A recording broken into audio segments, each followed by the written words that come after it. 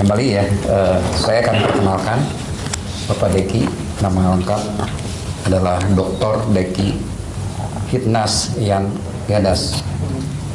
Saudara, Pak Deki ini adalah lulusan dari Sarjana Teologi Setia Jakarta, kemudian mengambil Master ya, Divinity MDiv STT Amanat Agung Jakarta. Beliau juga mengambil kembali program MTH yang diambil di STT I3 Bandung Batu Malang. Apa tuh Pak? I3. I3-nya Institut Injil Indonesia sebenarnya. Ya, Institut Injil Indonesia. Kemudian beliau juga sempat yang menyelesaikan program doktor dengan gelar DTH di Institut Kristen Borneo. Dan saat ini beliau juga memperdalam kembali ya, menjadi masuk di dalam program doktoral di STT Reformed Injil Internasional Jakarta. Selain itu beliau saat ini menjabat sebagai ketua STT RAI Batam dan menjadi dosen atau sebagai dosen Biblika dan Teologi Perjanjian Baru di STT RAI ini. Nah, di samping itu beliau ternyata punya channel nih YouTube ya, cukup banyak saya pikir. Ini 95,3 ribu subscriber. Ya, channelnya adalah Verbum Veritatis. Mungkin saudara-saudara juga mungkin bisa melihat tadi ya. Cukup banyak bahasan yang cukup menarik ya. Udah berapa banyak nih Pak? Oh, banyak sekali. Banyak sekali ya. Oke, silakan kita akan mulai seminar kita selama 1 jam. Pak Deki kurang lebih ya 1 jam akan memaparkan materi, dan setelah itu kita akan masuk ke beberapa sesi pertanyaan. Ya, baik, saya serahkan ke Pak Deki. Ini sudah hidup? Oh, oke. Salam. Ya, pertama saya ucapkan terima kasih untuk Mission Care Bandung, Ibu Herawati ya.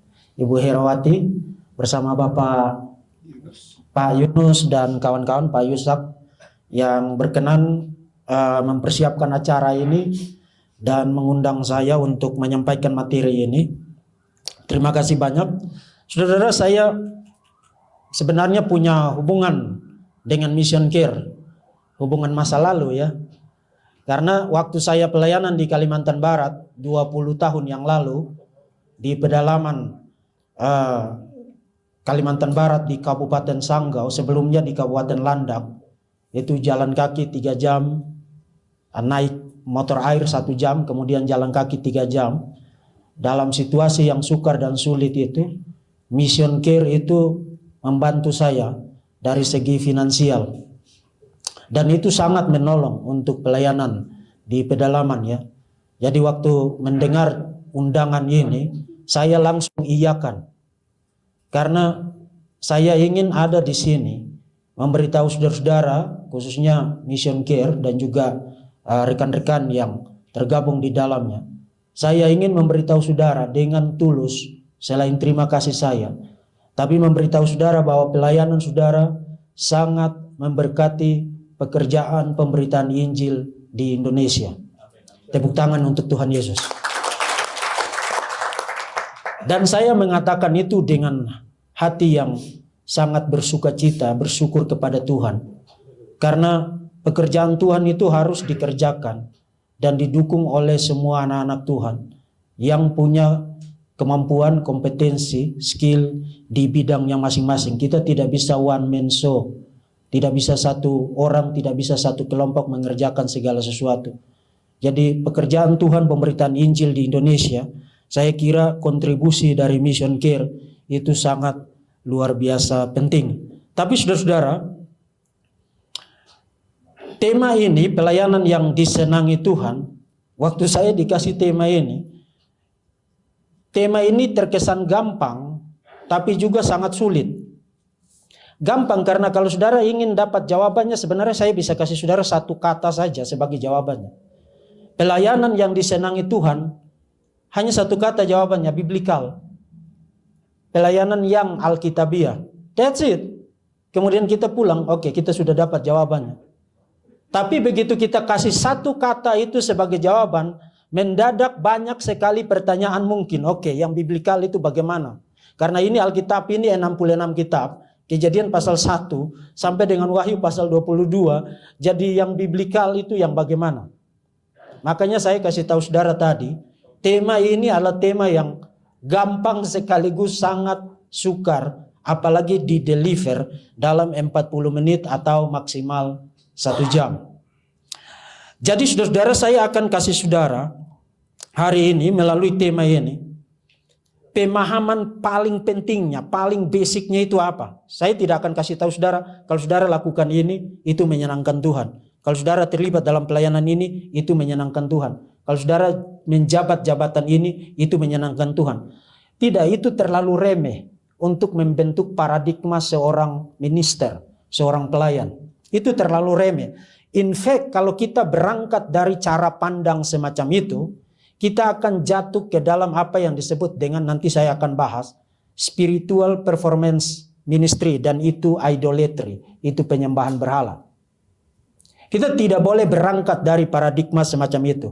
Saya akan kasih tahu saudara paradigma yang paling fundamental, yang memberi kerangka, memberi substansi, memberi inti, memotori, menggerakkan segala sesuatu yang kita lakukan dalam bidang apa saja yang kita ditempatkan Tuhan di situ untuk melayani.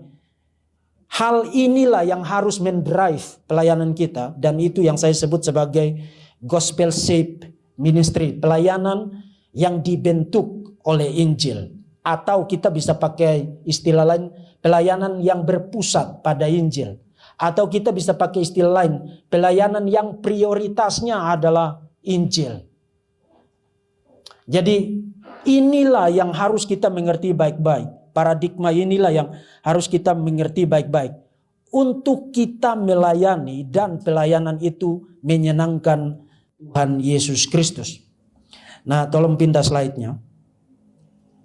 Saudara, kalau saudara lihat di screen, kalau kita mau sekadar ingin sedikit filosofis tentang tema ini, pelayanan yang disenangi Tuhan, sebenarnya ada dua kata kunci di situ, ada Tuhan dan ada pelayanan. Ada Tuhan dan ada pelayanan. Kemudian ada kata disenangi atau pelayanan yang menyenangkan. Itu yang memberi dinamika, menghubungkan dua kata itu, Tuhan dan pelayanan. Nah, ada dua pertanyaan penting waktu kita mau bicara tentang pelayanan yang menyenangkan Tuhan. Pertanyaan pertamanya adalah, Tuhan senang enggak dilayani? Kita harus mulai dari situ. Semua orang yang mau terlibat di dalam pelayanan, minta maaf kalau saya terkesan menggurui ya, saya tidak bermaksud begitu, ada para hamba Tuhan, para dosen, para penatua, para gembala. Tapi ini kita bicara kebenaran. Semua orang yang mau terlibat di dalam pelayanan harus mulai dari pertanyaan ini. Tuhan senang enggak dilayani? Karena begini, kalau Tuhan tak senang dilayani, maka tidak ada pelayanan yang menyenangkan Tuhan, bukan? Kalau Tuhan tidak senang dilayani, maka sia-sia kita bicara tentang pelayanan yang menyenangkan Tuhan. Wong, dia tidak senang dilayani kan? Nah, jawaban singkatnya adalah yes, Tuhan senang dilayani. Dan saya bisa kasih saudara beberapa ayat firman Tuhan. 2 Tawarik 35 ayat 3 misalnya. Layanilah Tuhan, dan sekarang layanilah Tuhan. Itu perintah kepada suku Lewi. Layanilah Tuhan. Perintah itu mengasumsikan Tuhan senang dilayani. Makanya di dalam firman-Nya ada perintah, layanilah Tuhan. Sekarang layanilah Tuhan. Kemudian Roma pasal 12 ayat yang ke-11. Janganlah kerajinanmu kendor, layanilah Tuhan. Kemudian dari situ kita dapat perintah-perintah yang lain. Layanilah sesamamu, layanilah sesamamu. Galatia pasal 5 ayat 13, 1 Petrus pasal 4 ayat 10. Jadi kita bisa establish jawaban dengan absolut dari dalam firman Tuhan bahwa yes, Tuhan senang dilayani. Itu sebabnya kita dapat berbicara tentang pelayanan yang menyenangkan Tuhan. Tapi pertanyaan selanjutnya adalah begini. Dan ini pertanyaan yang sangat penting.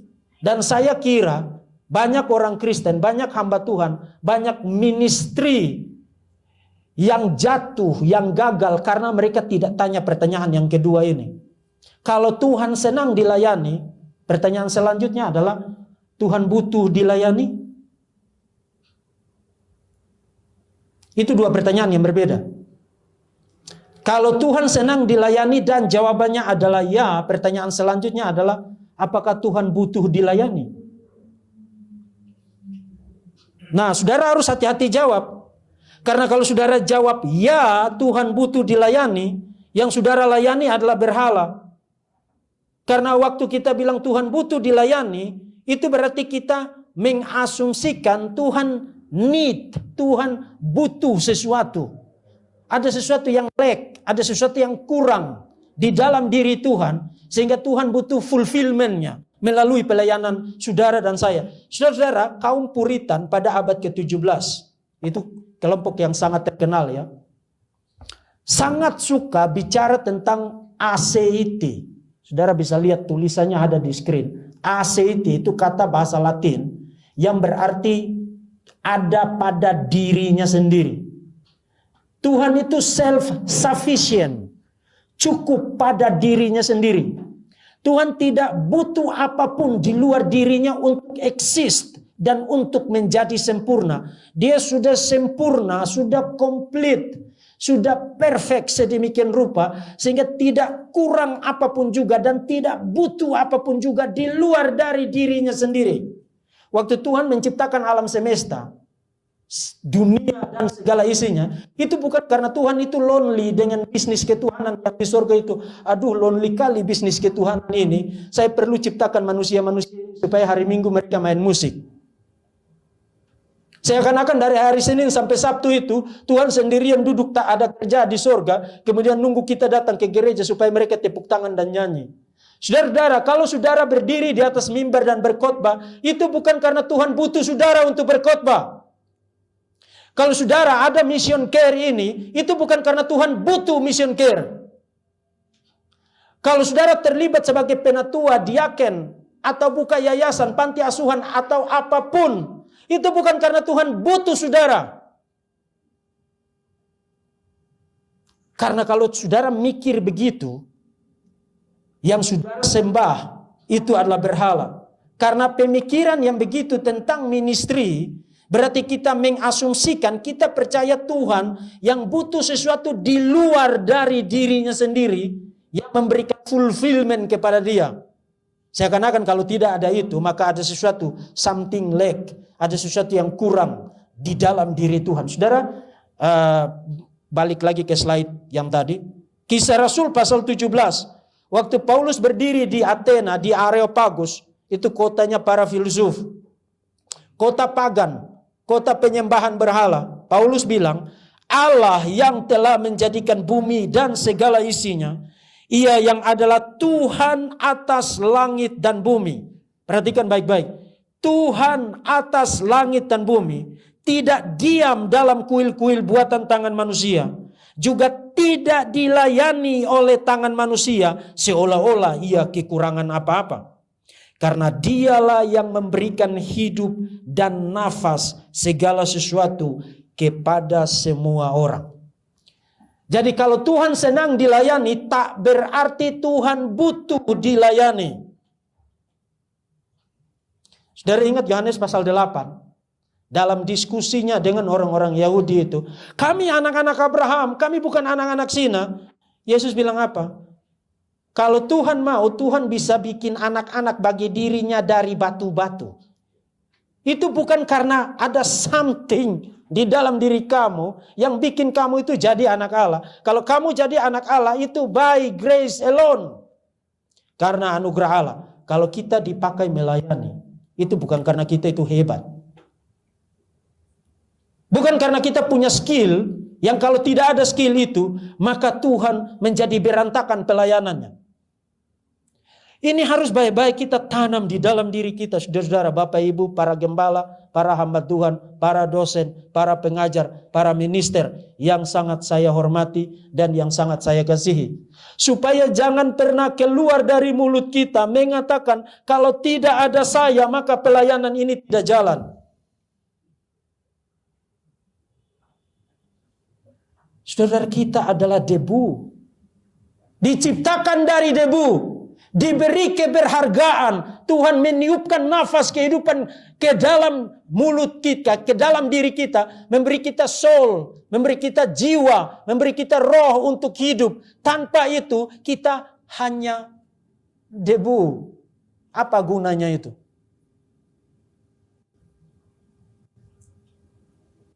Ini harus baik-baik kita mengerti.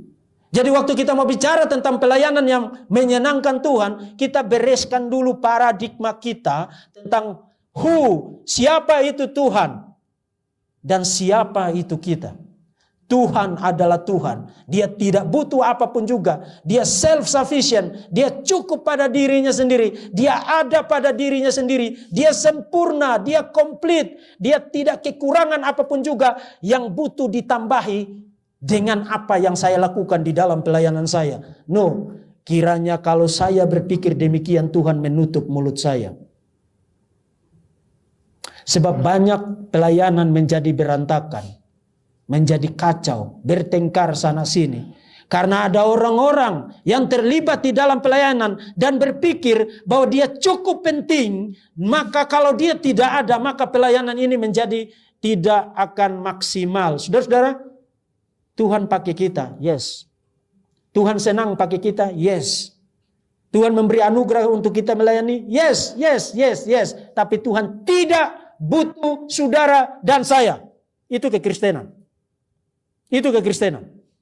Hanya agama pagan yang berpikir bahwa Tuhan itu bisa disogok. Semua agama pagan, you name it, agama apa saja berpikir bahwa untuk mendapatkan kasih sayang Tuhan, saya harus melakukan sesuatu. Jadi saya harus cukup baik, either melalui hidup saya, atau either melalui persembahan saya, supaya saya dapat berkat, atau supaya saya dapat keistimewaan, dia pakai saya untuk lakukan sesuatu. Itu agama pagan, itu penyembahan berhala. Kekristenan tidak berangkat dari paradigma itu. Jadi memulai satu pelayanan, mempersiapkan para hamba Tuhan, para minister, baik-baik kasih tahu mereka. Tuhan senang dilayani, yes. Tuhan mau pakai kita sebagai alatnya, yes. Tapi jangan pernah mulai dengan paradigma bahwa Tuhan butuh saya, Tuhan butuh kamu, Tuhan butuh dia, siapapun, untuk membuat pelayanan ini jalan. Karena event Tuhan bisa pakai batu, bisa pakai angin, bisa pakai pohon untuk membuat pelayanannya jalan. Itu yang pertama. Jadi kita perlu mulai dari situ. Nah, dengan membereskan paradigma itu, tolong pindah ke slide berikut. Mari kita bicara tentang satu paradigma yang kelihatannya oke. Kelihatannya oke, dan ini saya kira kalau kita mau jujur, di dalam segmen pelayanan apa saja, paradigma inilah yang sering kali muncul dan saya ingin bereskan. Saya ingin kita keluar dari ruangan ini, saudara, Bapak Ibu, para hamba Tuhan, dan kita tidak bawa pulang lagi paradigma ini, karena ini paradigma yang completely bertentangan dengan pelayanan yang disenangi oleh Tuhan, bertentangan dengan kehendak Tuhan. Saudara lihat di dalam kotak itu, di dalam lingkaran itu ada banyak sekali segmen pelayanan. Mengajar, pemuridan, berkhotbah, menginjil, besuk orang sakit, pelayanan penjara. Banyak sekali. Termasuk buka sekolah, buka panti asuhan, panti jompo. Banyak sekali. Kita kalau mau daftarkan itu tidak muat lingkaran itu. Itu hanya sampel aja. Memperlihatkan bahwa area pelayanan Kristiani itu sedemikian luas, bahkan seluas dunia ini. Termasuk saudara jualan kue, itu saudara juga melayani. Saudara jualan bakso, saudara juga melayani. Karena kekristenan tidak membuat dikotomi antara yang sakral dan yang sekuler. Kalau saudara seorang lawyer, saudara seorang minister, saudara seorang hamba Tuhan, wakil Tuhan di bidang hukum. Kalau saudara seorang politisi, saudara hamba Tuhan, wakil Tuhan di bidang politik. Saudara seorang ekonom, saudara wakil Tuhan, hamba Tuhan di bidang ekonomi. Dan kita bisa daftarkan itu menjadi sangat panjang. Setiap area dari kehidupan ini adalah panggung kemuliaan Tuhan. Itu Johannes Calvin sudah ingatkan kita itu. Dunia ini adalah teater bagi kemuliaan Tuhan. Di dalam setiap aspeknya. Jadi saudara tidak lebih inferior kalau saudara tidak pendeta atau saudara tidak majelis atau saudara tidak diaken dan seterusnya. No. Setiap segmen aspek kehidupan ini kalau dihidupi untuk Tuhan maka itu pelayanan bagi Tuhan. Ini kita harus baik-baik ngerti. Jadi jangan membuat dikotomi antara yang sakral dan sekuler. Saya sering tanya para mahasiswa kalau mau daftar, kenapa kamu tidak masuk sekolah kedokteran, sekolah hukum, sekolah ekonomi, dan seterusnya? Karena itu sekuler katanya. Saya mau sekolah yang rohani. Hah? Jadi maksudmu para dokter itu setan semua?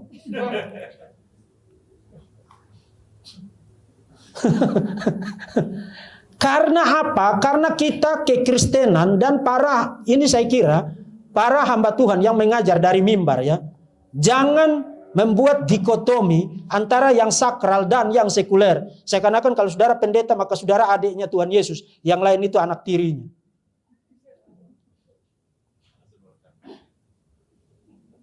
Saya bahkan bisa jauh lebih hina dari saudara. Kalau saya menggunakan jabatan saya sebagai seorang dosen, sebagai seorang hamba Tuhan untuk hal-hal yang bertentangan dengan firman Tuhan. Saudara bisa jauh lebih disenangi Tuhan, mulia di mata Tuhan kalau saudara seorang lawyer dan takut akan Tuhan, tidak menggunakan hukum untuk menyusahkan orang lain. Jadi bukan jabatan itu yang bikin saudara itu berharga di mata Tuhan. Bukan. Nah, maksud saya dengan lingkaran itu adalah begini. Kalau saudara lihat segmen-segmen pelayanan itu, kemudian saudara mulai mengajukan pertanyaan ini. Oke, pelayanan yang mana yang menyenangkan Tuhan? Kalau jadi diaken lebih menyenangkan Tuhan. Kalau jadi penyandang dana lebih menyenangkan Tuhan. Kalau besuk orang sakit, kalau saudara nanya begitu, saudara tidak menyenangkan Tuhan. Karena saudara berpikir secara apa? Kompetitif. Akhirnya saudara anggap pelayanan saudara lebih penting dari pelayanan gereja. Atau pelayanan gereja lebih penting dari buka rumah sakit. Atau buka rumah sakit jauh lebih mulia daripada bikin selokan itu supaya airnya lancar. Saudara bangun pagi-pagi, airnya mampet. Saudara lancarin itu, saudara melayani Tuhan. Jadi waktu saudara lihat segmen-segmen pelayanan ini, kemudian saudara mulai nanya begini, yang mana yang menyenangkan Tuhan? Jadi ketua sinode tampaknya jauh lebih keren ya. Jadi ketua wilayah jauh lebih keren. Jadi koordinator pelayanan jauh lebih keren. Jadi apologet jauh lebih keren.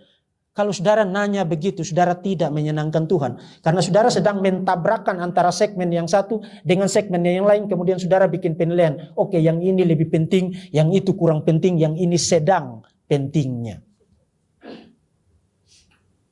Akhirnya saudara melayani dengan ini, dengan paradigma ini, spiritual performance ministry. Pertunjukan spiritual. Jadi saudara melayani untuk memperlihatkan bahwa saudara lebih spiritual dari yang lain. Saudara lebih rohani dari yang lain. Saudara lebih dekat dengan Tuhan Yesus dari yang lain. Yang lain-lain itu di trotoarnya aja. Jadi kalau mau bicara tentang pelayanan yang menyenangkan Tuhan, jangan berangkat dari paradigma ini, saudara-saudara. Jangan. Jangan begitu saudara lihat daftar-daftar segmen pelayanan itu, kemudian saudara mulai nanya begini, yang mana yang lebih menyenangkan Tuhan? Hah?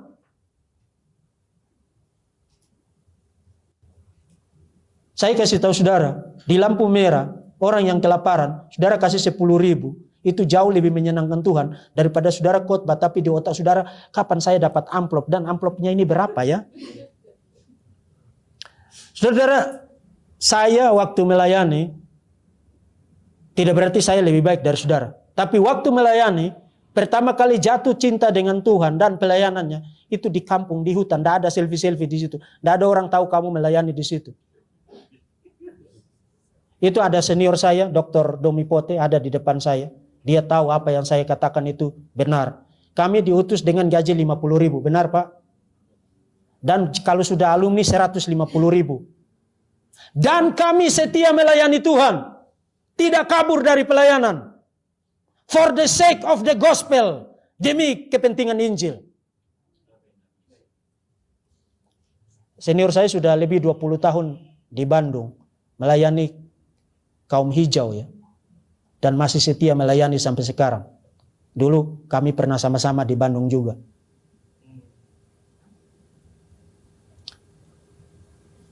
Kalau saudara masuk dalam pelayanan, kemudian membawa paradigma ini, saudara adalah bahaya besar bagi pelayanan. Ministry destroy itself, menghancurkan dirinya sendiri, kalau para ministernya masuk dalam pelayanan dengan paradigma ini.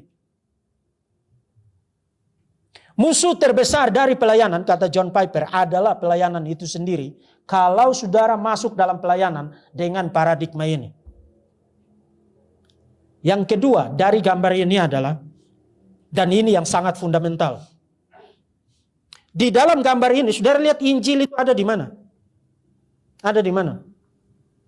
Hanya salah satu bagian kecil kan? Mungkin di bagian penginjilan. Atau berkhotbah mungkin. Artinya Injil itu, dan ini yang dipahami oleh banyak sekali orang Kristen, even yang hamba Tuhan. The Gospel itu hanya dipahami sebagai salah satu segmen kecil. Salah satu tahap awal, terima Yesus, doa sinner's prayer, terima Yesus, kemudian you masuk, sudah diselamatkan, dibaptis, kemudian nanti mulai sibuk dengan apa? Pemuridan, pelayanan anak, pelayanan pemuda, pelayanan remaja, besok, kemudian kalau gereja dananya cukup, buka panti asuhan, panti jompo, dan seterusnya. The Gospel itu ada di mana? Hanya ada di tahap awal. That's it.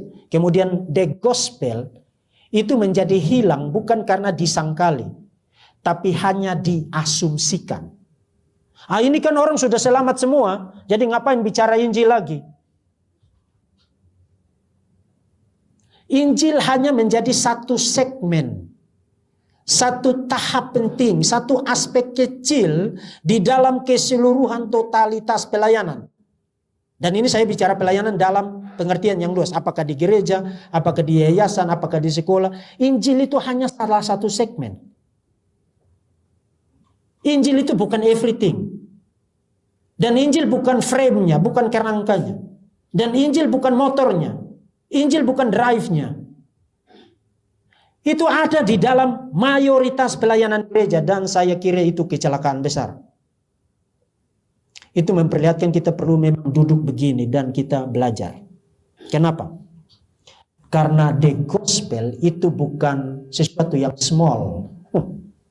The gospel itu bukan hanya salah satu bagian di dalam kekristenan. Kekristenan adalah the gospel. Without the gospel, no Christianity. Tidak ada kekristenan. Jadi kalau saudara memperlakukan Injil itu hanya saudara lokalisasi pada tim penginjilan. Kenapa saudara tidak beritakan Injil? Karena saya bukan tim penginjilan.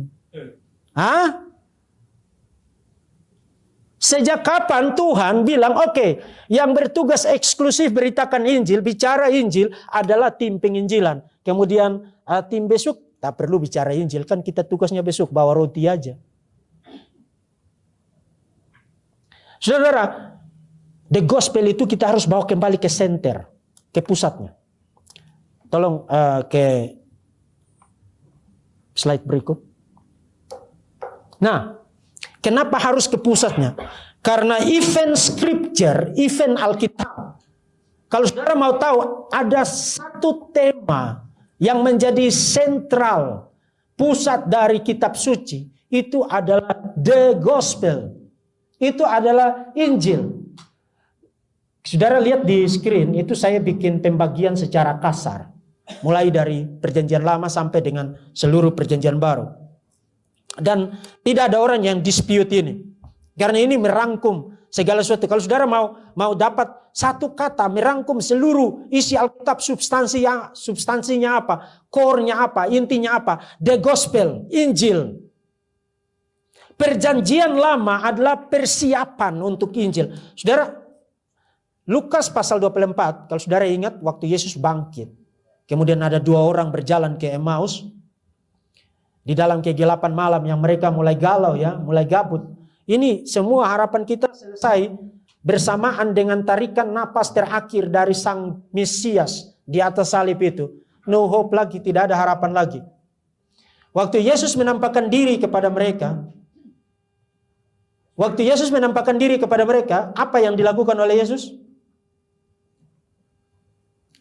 Yesus memberikan seminar hermeneutik, seminar penafsiran Alkitab, cara menafsir Alkitab. Yesus bilang, kenapa kamu itu bodoh? Itu kata-kata Yesus loh. Karena kamu tidak mengerti kitab suci, tidak tahukah kamu bahwa Musa dan para nabi berbicara mengenai apa? Mengenai aku. Jadi seluruh perjanjian lama itu sebenarnya pointing to Jesus. Looking forward, melihat ke depan untuk penggenapannya, fulfillmentnya di dalam kedatangan Yesus. Yesus adalah fulfillment dari seluruh janji, seluruh persiapan, preparation, segala sesuatu di dalam perjanjian lama itu pointing to Jesus. Maka kalau saudara khotbah dari banyak orang Kristen ini kan tidak suka perjanjian lama kan? Iya kan Bapak Ibu Gembala, para hamba Tuhan. Saya tidak suka baca perjanjian lama, apalagi kitab imamat itu ya. No, karena saudara tidak melihat Yesus di situ. Dan itu berarti saudara bermasalah dalam hal membaca Alkitab. Setiap halaman kitab suci di dalam perjanjian lama berbicara mengenai aku. Itu kata-kata Yesus. Kalau Yesus yang ngomong begitu saya amin. Dan tugas saya untuk mencari tahu bagaimana caranya begitu. Karena Yesus sudah ngasih tahu.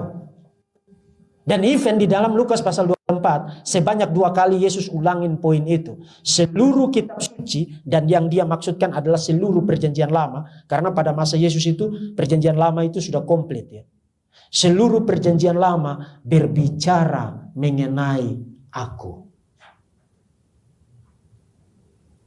Jadi perjanjian lama itu melihat ke depan merupakan preparation, persiapan untuk the gospel, untuk Injil. Kitab-kitab Injil kalau saudara bagi perjanjian baru itu ada 4 genre ya, 4 jenis tulisan. Ada the gospels, jangan kacaukan dengan the gospel tunggal. The gospels itu kitabnya. Gospel itu substansinya, message-nya, intinya. Ada kitab-kitab Injil, kemudian kisah para rasul, kemudian surat-surat, dan kitab wahyu. Jadi ada 4 jenis tulisan, genre, jenis sastra di dalam perjanjian baru. Kitab-kitab Injil bicara tentang apa? Tentang Yesus dan ministrinya selama di bumi. Kemudian klimaksnya di atas cross itu salib, bangkit, naik ke surga. Itu kitab-kitab Injil. Merupakan fulfillment dari pengharapan dan janji-janji yang ada di dalam perjanjian lama. Setelah saudara baca kitab-kitab Injil, kemudian saudara masuk ke kisah para rasul. Kisah para rasul bicara tentang apa? Misi bukan? Ekspansinya, perluasan dari the gospel. Kamu akan menjadi saksiku mulai dari Yerusalem, Yudea, Samaria sampai.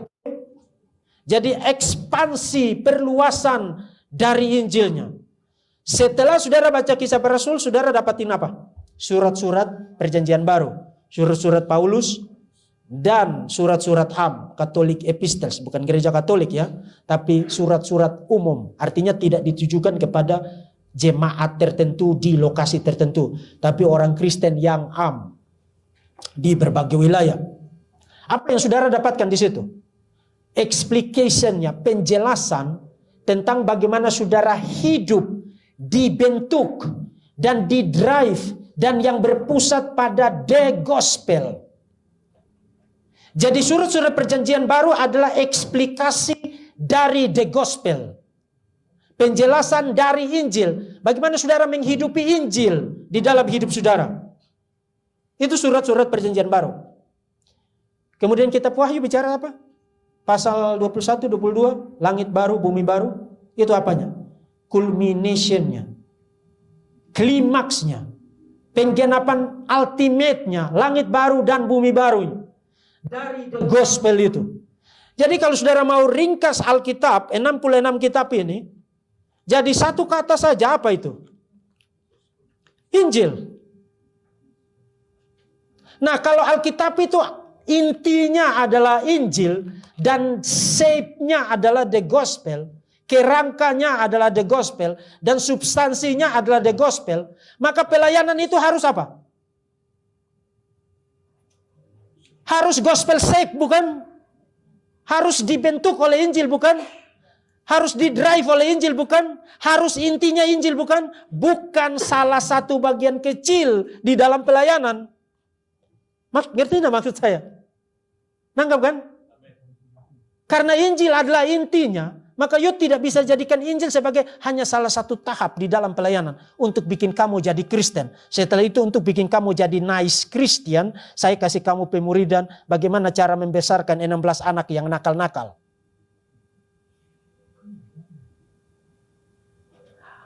Kalau kita tidak ngerti ini, kita tidak bisa bicara tentang pelayanan yang menyenangkan Tuhan dong.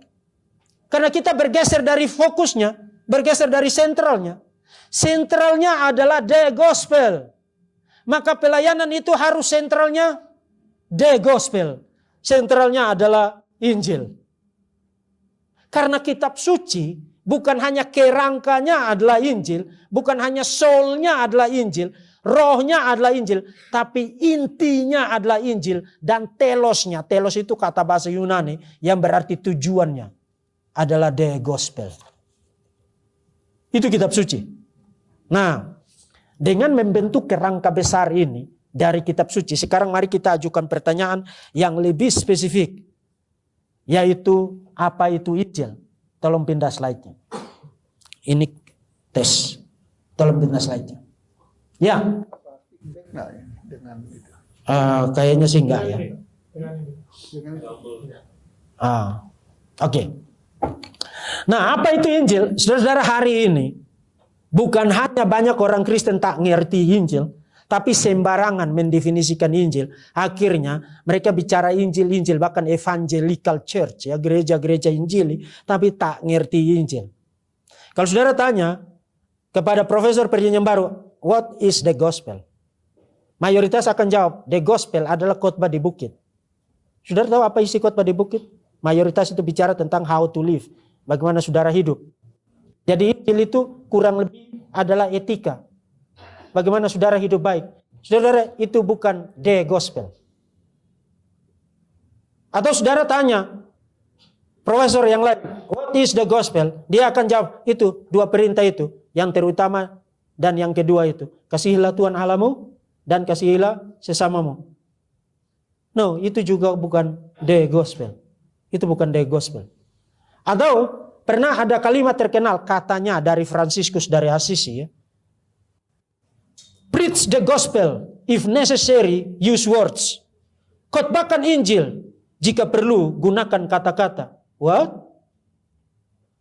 Saudara, Injil, pertama-tama saudara harus tahu, Injil itu news. Berita. Apa yang saudara lakukan dengan berita? Announce. Beritakan. Kabarkan. Khotbahkan. Preach the gospel. Kebayang enggak kalau saudara pergi kepada kantor berita pagi, SCTV atau RCTI misalnya. Kemudian saudara bilang kepada pembaca beritanya, bacakan berita itu. Bila perlu, gunakan kata-kata. Make sense enggak? Tidak make sense. Mungkin saudara, mereka langsung telepon rumah sakit jiwa untuk jemput saudara di situ. Ya, tugas pembaca berita itu apa? Use words. Banyak orang Kristen tidak mau bicara Injil, tidak mau khotbahkan Injil, bukan karena apa? Sebenarnya deep down karena mereka pengecut. Nanti orang menolak saya. Ini kan kita lagi kumpul keluarga loh, rame-rame. Masa tiba-tiba bicara Yesus sih? Justru itu the whole point-nya di situ. Yesus bukan hanya menjadi the only savior, tapi pribadi yang memisahkan. Begitu you bicara tentang Yesus, mendadak ada dividing line. Ada garis pemisahnya yang langsung memisahkan sudah. Ya maka Yesus, aku datang membawa apa? Pedang. Pedang itu memisahkan. Ya. Langsung kelihatan siapa yang di pihak Yesus, siapa yang tidak di pihak Yesus. Saudara, kenapa tidak mau bicara Injil? Tidak mau beritakan Injil? Kenapa? Karena tak ngerti Injil? No, saudara ngerti kok. Yesus satu-satunya juru selamat. Penderitaan, penyaliban, kematian, kebangkitannya, mensecure jalan keselamatan satu-satunya itu. Saudara tidak dapat diselamatkan kecuali percaya Yesus satu-satunya juru selamat, Tuhan yang menjadi manusia. Saudara ngerti kok? Tidak sampai 5 menit kok. Ngerti? Kenapa saudara tidak mau beritakan Injil? Because karena saudara pengecut.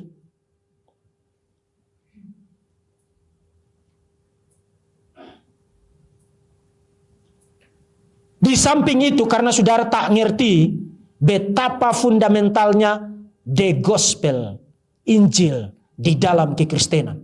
Karena saudara tadinya pikir Injil itu hanya untuk tim penginjilan. Jadi kalau saya tak masuk di dalam tim PI, maka saya tak punya tugas untuk beritakan Injil.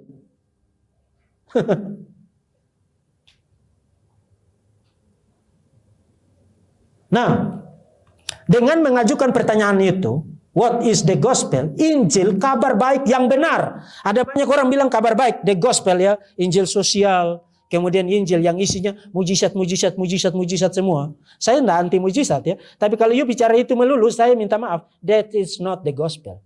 Itu bukan Injil. Kabar baik yang benar, jadi kabar baik itu harus benar loh.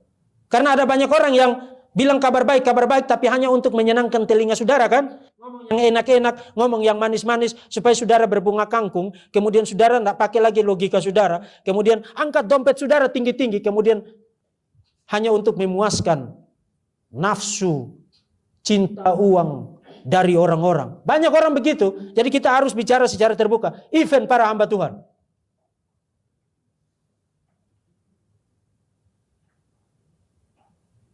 Saudara, saya tidak ngomong begitu. Karena yang begitu-begitu saya sudah selesai. Saya 1 hari kerja 18 jam.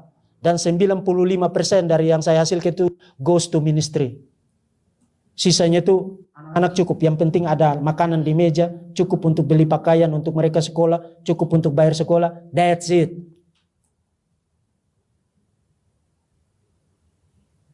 That's it. Injil harus kabar baik yang benar. Jadi kalau saudara salah, maka itu bukan Injil. Kabar baik yang benar itu kan dasarnya harus biblikal kan, Alkitab. Kabar baik yang benar tentang karya Allah bagi keselamatan kita di dalam Tuhan Yesus, terutama penderitaan, penyaliban, kematian, kebangkitan, kenaikan. Artinya kalau saudara beritakan Injil, klimaks, momen-momen klimaks dari kehidupan Yesus itu yang harus saudara kasih tahu ke orang. Karena pada momen itulah keselamatan saudara itu mendapatkan secure-nya, mendapatkan keamanannya, mendapatkan foundation-nya. Saudara lihat kitab-kitab Injil, kalau saudara baca biografi modern, tak ada biografi yang fokus 1/3 isinya hanya untuk bicara tentang 1 minggu terakhir dari kehidupan orang itu. Tidak ada biografi modern. Kitab-kitab Injil itu kan masuk dalam kategori biografi. Biografi Yunani Romawi. Greco-Roman biography. Tapi kalau saudara baca kitab-kitab Injil, 1/3 isinya itu fokus kepada apa? 1 minggu terakhir dari kehidupan Yesus. Misalnya Injil Lukas. Baru di pasal 9 ayat 51 saja Lukas sudah ngasih tahu. Yesus mengarahkan pandangannya ke Yerusalem. Itu baru pasal 9. Dari 24 pasal. Dia sudah ngasih tahu tujuan perjalanan Yesus. Misi Yesus adalah Yerusalem. Apa yang ada di Yerusalem? Dia ditangkap, diadili, dianiaya, diludahi, dihina, disalibkan, mati sebagai layaknya penjahat. Tempat di mana saudara dan saya yang harus ada di situ. Dia gantikan kita. Ada di sana, terpaku seperti seorang perampok di antara para perampok. Padahal para perampoknya adalah saudara dan saya. Mati di dalam segala kehinaan yang paling hina. dan dibangkitkan pada hari yang ketiga. Di dalam segala kemenangan, memberikan kita hope bahwa ada kemenangan dari dosa di dalam Kristus. Dan kemenangan itu adalah kemenangan yang ultimate, yang final. Maka tidak ada pengharapan untuk diselamatkan di luar dari karya Kristus. Itu the gospel. The gospel. Dan orang-orang Kristen ini harus selalu dikasih tahu begitu. Even yang sudah jadi Kristen, karena begitu saudara ada di gereja, saudara sadar, oke, saya diselamatkan by grace alone. Begitu saudara keluar dari gereja, saya ini cukup nice di hadapan Tuhan, cute banget saya ini, maka Tuhan senang dengan saya. Itu bukan lagi hidup yang didrive oleh the gospel. Saudara mulai kembali lagi kepada apa? Spiritual performance life. Seakan-akan saudara cukup nice, cukup baik, cukup taat, sehingga Tuhan senang dengan saudara. Maka the gospel itu harus terus-menerus dikasih tahu, supaya saudara itu sadar bahwa kita ini di mata Tuhan itu tak ada apa-apanya kecuali kalau Tuhan beranugerah. Kecuali kalau Tuhan beranugerah. Nah, dalam kaitan dengan pelayanan, nah tentu saja kita tidak semua jadi pengkhotbah, bukan? Tidak semua jadi Billy Graham, bukan? Tidak semua jadi apa? Jadi Don Carson, jadi Tim Keller dan lain sebagainya. Tidak semua jadi gembala, tidak semua jadi penatua, pengajar dan seterusnya, bukan? Maka kita harus ngerti apa yang dimaksud dengan gospel saved ministry. Tadi saya sudah kasih tahu, ministry itu bukan hanya di gereja. Bukan hanya di pelayanan Kristiani. In every area of life. Di dalam semua area kehidupan itu apa? Ministry. Saudara harus hidup saudara di dalam setiap areanya, setiap intinya for God, for the glory of God, untuk kemuliaan Tuhan. Artinya itu ministry. Itu ministry. Tapi memang ada orang-orang yang dipanggil secara khusus untuk terlibat di dalam pelayanan-pelayanan yang hari ini kita sebut sebagai pelayanan gerejawi atau pelayanan misi Kristen. Yes. Tapi paradigma biblikalnya adalah semua area dari hidup kita itu ministry. Nah, untuk menghidupi kehidupan yang di-shape, dibentuk oleh Injil, saya kira kita ditolong oleh 1 Korintus 15. Tidak ada teks di dalam seluruh perjanjian baru yang sangat panjang memberikan eksplikasi, penjelasan, elaborasi tentang the gospel.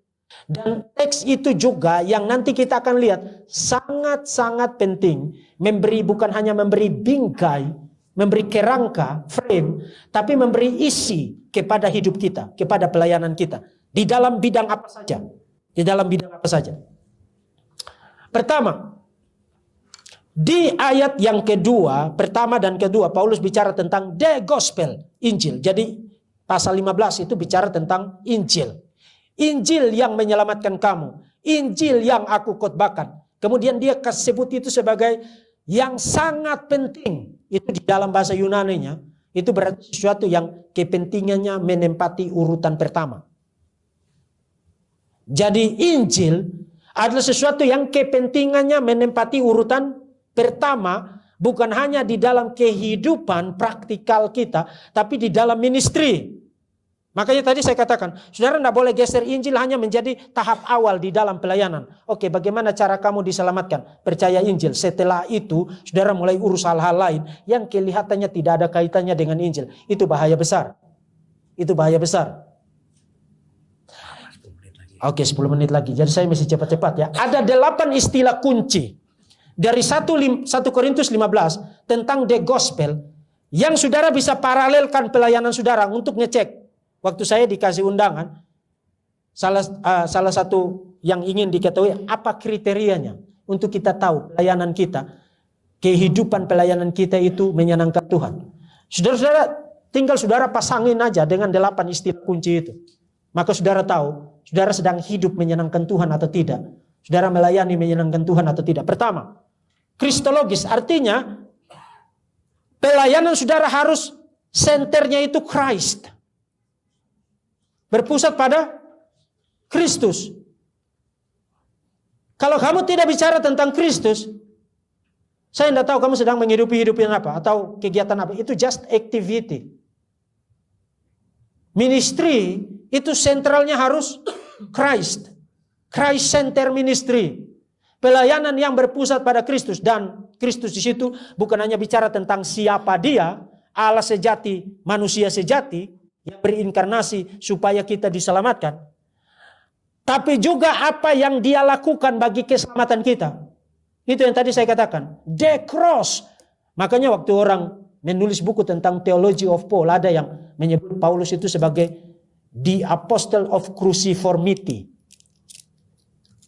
Rasul yang dibentuk oleh salib. Saudara, Paulus bahkan katakan kepada orang Korintus, saya tidak mau tahu apapun juga tentang kamu kecuali salib Yesus. Apakah salib Yesus ada di dalam dirimu dan mengubah hidupmu atau tidak? Di luar daripada itu, who cares?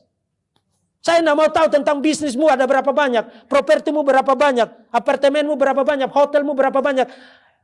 Saya tidak care dengan itu. Saya mau care adalah apakah the gospel, Injil ada di hatimu atau tidak. Di hidupmu dibentuk oleh the cross atau tidak. Cruciformity atau tidak. Itu yang paling penting. Kalau itu tidak ada di dalam hidupmu, I'm sorry, kamu pasti masuk neraka. Jadi pelayanan itu harus Christ center. Harus berpusat pada Kristus. Kedua, biblikal. Pelayanan itu harus biblikal. Makanya kalau orang mau melayani harus belajar dulu. Karena untuk melayani itu, banyak orang bilang begini, yang penting hati. Yang penting saya punya motivasi baik. Tak untuk cari puji-pujian manusia. Tapi dapat tepuk tangan oke juga. Harus biblikal. Ngerti firman Tuhan. Supaya jangan salah mengajar. Saudara-saudara, kalau saudara salah mengajar, nasib kekekalan orang itu dipertaruhkan. Makanya tidak boleh sembarang orang itu mengajar. Yakobus bilang jangan semua orang mau jadi guru, mau jadi pengajar. Harus biblikal, dalam arti ngerti firman Tuhan. Kalau you belum ngerti firman Tuhan, jangan coba-coba untuk mengajar orang. Jangan. Belajar dulu. Banyak orang saking nafsunya mau melayani Tuhan, dia tak sabar mau melayani. Akhirnya 3 bulan oke lah. 3 bulan oke lah. Akhirnya dia semraut, sembarang, dan ngaco di dalam pengajaran-pengajarannya. Belajar dulu yang baik-baik. Nah, kalau saudara, oke, tapi kan saya bukan pengajar. Prinsipnya tetap sama, harus biblikal. Apapun yang saudara lakukan di dalam pelayanan, di dalam bidang apa saja, pelayanan itu harus biblikal. Harus alkitabiah, bukan ayatiah ya. Apa ayatnya di mana? Itu ayatiah. Biblikal itu berarti sesuai dengan totalitas ajaran Alkitab. Ingat prinsip reformasi itu bukan hanya sola scriptura, tapi juga tota scriptura. The totality of scripture. Totalitas ajaran kitab suci. Dan itu sebabnya butuh pengajar yang handal, qualified, reliable untuk ngajarin tentang firman Tuhan supaya pelayanan ini biblikal. Jadi jangan saudara mau terlibat dalam pelayanan apa saja, saudara harus punya seorang teacher, seorang pengajar yang ngerti baik firman Tuhan, yang ngajarin saudara Alkitab. Sehingga saudara ngerti apa yang menyenangkan Tuhan, yang tidak menyenangkan Tuhan itu apa. Standarnya apa? Ya Alkitab. Saudara tidak pergi cek di koran Tempo, Kompas besok terbit apa, di novel, di berita pagi kan. Oh, puji Tuhan hari ini berita pagi mengumumkan ini dan sesuai dengan pelayanan saya. No, standar pelayanan yang menyenangkan itu bukan itu. Biblikal. Kedua, tinggal berapa menit Pak? 4 menit. Oke. Historical. Historical itu maksudnya apa? Bukan berarti semua harus belajar sejarah, bukan. Historical itu, saudara ingat, kita hari ini diselamatkan karena apa? Peristiwa masa lampau, peristiwa sejarah 2000 tahun yang lalu. Anak tunggal Allah meregangkan nyawanya untuk saudara dan saya. Menanggung kehinaan yang sangat hina. Seharusnya saudara dan saya di situ loh. Menanggung itu bagi kita. Peristiwa masa lampau itu harus selalu ada di dalam benak saya. Hari ini saya jadi orang Kristen, melayani Tuhan. Karena 2000 tahun yang lalu Yesus Kristus mati dan bangkit bagi saya. Begitu saudara tidak ingat itu, saudara mendadak menjadi, kalau tidak ada saya, pelayanan ini tidak ada apa-apanya. Makanya kalian semua tidak boleh macam-macam sama saya. Haro orang-orang Kristen, para hamba Tuhan, ingat peristiwa sejarah itu. Dan Paulus bilang, kalau Kristus tidak dibangkitkan, sia-sia saja kamu menjadi percaya. Sia-sia saja kamu melayani kalau tidak ada peristiwa masa lampau itu. Jadi harus berpusat pada apa yang sudah terjadi di dalam sejarah 2000 tahun historikal. Nanti kalau saya tak sempat, yang lain bisa bawa di dalam pertanyaan ya. Nanti kalau selesai bisa hentikan saya. Saya kalau ngomong bisa lama Pak. Oke. Kemudian theological. Theological, dan ini sangat penting. Banyak orang teologi itu bikin orang masuk neraka katanya. Teologi ini bikin orang bertengkar. No, itu karena kamu salah belajar teologi. Abuse of source itu bukan merupakan kekurangan dari source-nya. Penyalahgunaan source-nya bukan berarti source-nya yang salah. Kamunya yang salah. Kalau kamu gunakan manual drive untuk cara masak kue, ya salah lah. Gunakan untuk cara bikin pagar, ya salah. Memang itu untuk drive. Jadi penyalahgunaan, penyimpangan dari sumber tidak berarti sumbernya salah kan? Theological yang saya maksudkan itu begini, dan ini sangat penting. Theological yang saya maksudkan adalah siapa itu Tuhan. Siapa itu Tuhan? Singkatnya, Tuhan kita yang diajarkan Alkitab adalah Allah Tritunggal. You tidak boleh beriman dan mengajarkan Tuhan yang kurang dari Allah Tritunggal atau bukan Allah Tritunggal. Kalau you tidak mengajar Allah Tritunggal dan didrive oleh Trinitarian Gospel, you sedang ada di dalam bahaya ajaran sesat. Harus Trinitarian. Karena kematian Kristus, kedatangan Kristus itu bukan one man show. Bukan Kristus bilang, oke, Bapak meskipun kamu tak utus saya datang sendiri. Dia datang karena diutus oleh siapa? Bapa. Disertai oleh siapa? Roh Kudus. Jadi event inkarnasi adalah misi yang Trinitarian. Diutus oleh Bapa, dilaksanakan oleh Anak, disertai oleh Roh Kudus. Kebangkitan Yesus juga kebangkitan yang Trinitarian. Yesus dibangkitkan oleh Bapa, yes. Yesus di Yohanes pasal 10 mengatakan, aku berkuasa mengambil nyawaku sendiri, artinya membangkitkan dirinya sendiri karena dia Allah. Roh Kudus terlibat di dalam membangkitkan Yesus. Roma pasal 11. Jadi Allah Tritunggal bekerja di dalam satu kesatuan, bukan hanya untuk mempersiapkan sejarah keselamatan itu penggenapannya di dalam Yesus dan menggenapinya di dalam langit baru dan bumi baru, tapi ministry kita haruslah pelayanan yang Trinitarian. Yang Trinitarian. Dan khotbah kita juga harus khotbah yang Trinitarian.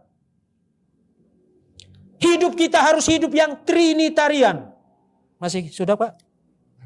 Oke. Yang lain-lain nanti bisa dibawa di dalam pertanyaan. Tuhan berkati. Baik. Ya. Tes.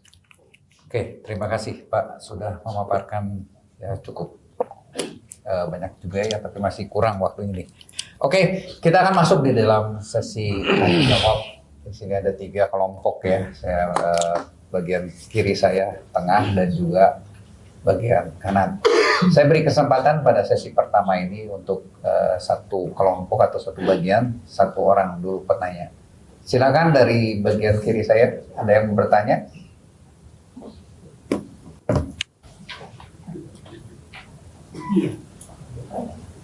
Ya ini Pak.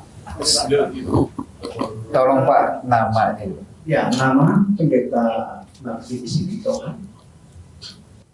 Ada 4 poin lagi tadi yang belum Pak. Di sesi tanya jawab ini, alangkah yang 4 poin itu karena ini sangat bermanfaat bagi kami Pak. Dari poin-poin yang dari awal tadi bisa kita tangkap. Jadi ada 4 poin lagi yang belum. Ya. Jadi mohon izin kalau boleh lanjut itu. Terima kasih. Oke. Bagaimana Pak Ketua? Mangga. Kan cocok kan bertanya dengan lanjut kan sama. Ya. Jadi bertanya yang belum dilanjutkan. Oke. Otoriti untuk menjawab pertanyaan itu bukan di saya, tapi di pemilik acara.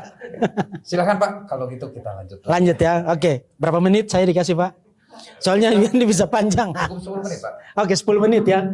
Ya, theological tadi sudah. Apostolik,